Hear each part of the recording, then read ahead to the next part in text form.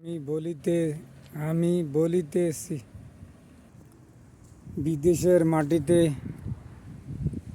মানুষ প্রবাসী হোক আর এই দেশের নাগরিক হোক, মানুষ মারা গেলে কিছুদিন আগে আমাদের রুমের পাশে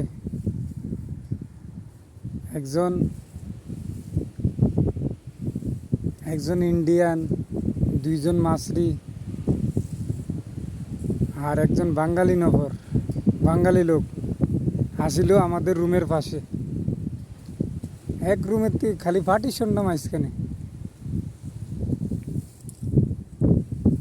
তো রাত্রে কয়েকদিন চলার পরে আমার বাঙালি লোক ভাইয়ের সে অসুস্থ হয়ে আছে গিয়া। অসুস্থ হওয়ার পরে কত বয়স, আনুমানিক 32 হইব।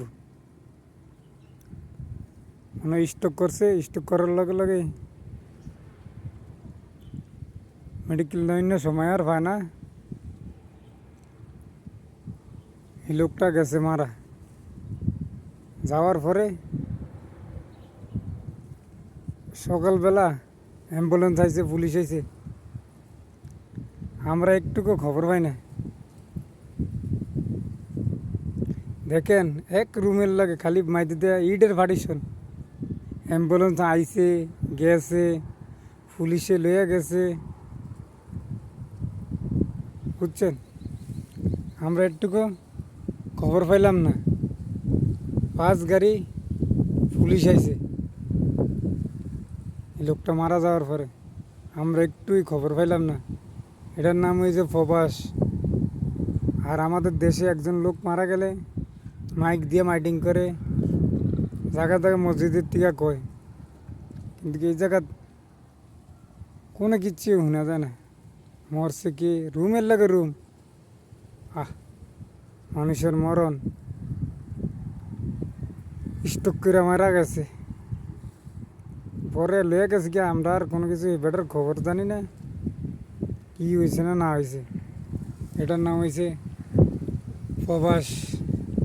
দেয় মানুষের পাশ মরিয়া গেলে নাই কোনো তার শৃঙ্খলা।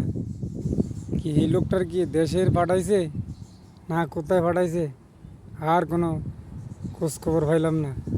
এর নাম হয়েছে প্রবাস। ভালো থাকেন, আল্লাহ হাফেজ। একটা শেয়ার করলাম।